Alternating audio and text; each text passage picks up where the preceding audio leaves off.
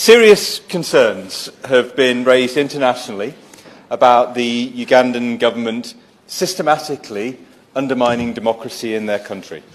Bannayuganda bangi amaaso obwedda tebatemya okumenya ekifo mu ssetteeserezo wa Bungereza mu kiro ekikeseza olwaleero. MPs have been arrested. Institutions that should protect the democratic rights of citizens.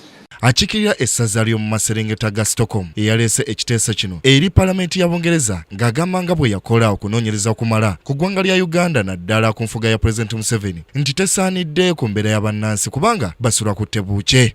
I learned that the Internal Security Organisation is there to protect the President. Legitimate criticism of the policies of the President have been deliberately conflated with criticism of the state. The state has become personalised. Ugandans see this system for themselves. They don't need me to point it out. For some people, they know no different. President Museveni has been in power for 33 years this month.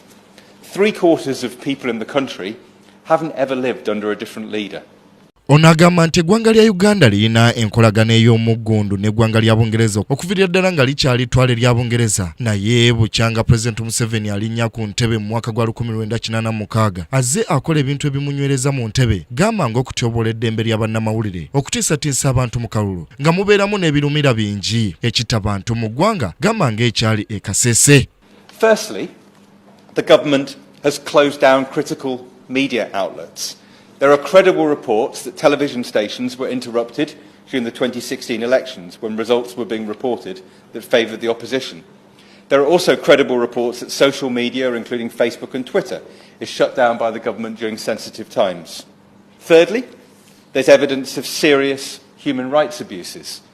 There are serious and credible reports about an attack in Kisese on the palace of King Charles Mubere in 2016 and the massacre of 150 civilians by Ugandan forces.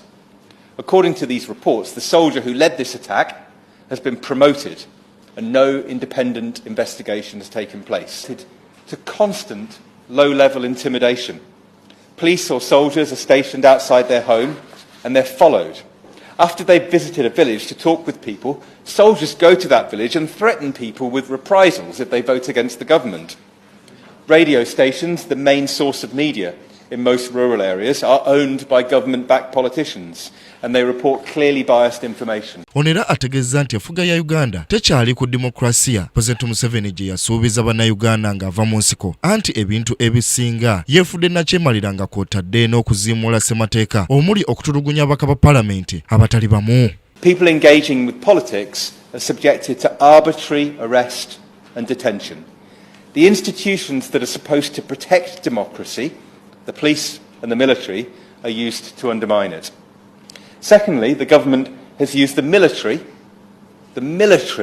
to attack Parliament. When MPs were debating the extension of presidential term limits, Parliament was attacked and MPs, including Betty Nambuze, were beaten by armed forces. Paul Williams amaliriza ng'agamba nti okusinziira ku President Museveni engeri gy'atyoboddemu eddembe ly'abannansi wamu n'okwewaŋŋamya mu bukulembeze nga yatuuka n'okuggyawo ekkomo ku myaka gy'alina okufugirako eggwanga. Now, I want to see a Uganda where it would be possible, should the Ugandan people want a change of government, for them to achieve a change of government through democratic means.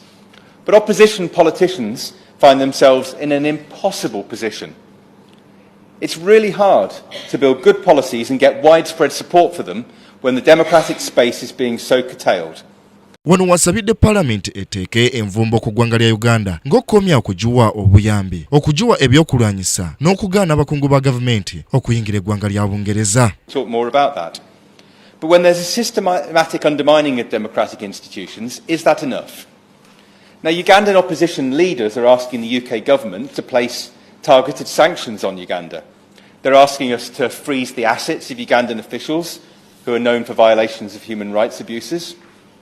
They're asking us to enforce a travel ban on Uganda's leaders who are known for corruption and violation of human rights.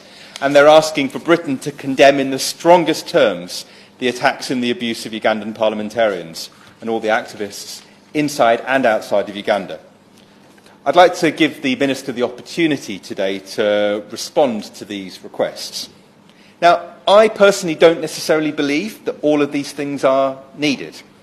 I certainly wouldn't want to do anything that would put at risk our relationship with the people of Uganda. And I think sanctions would be a very last resort.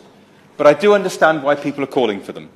And I do say that unless significant change happens in Uganda, the UK should take no option off the table. Wabula kino tekisobose era ekiteeso tekiise kubanga minisita wa gavumenti ya Bungereza akiganye era n'obululu obukiisa tebuweze. Bunya Emmanuel, KTV, amalindirire.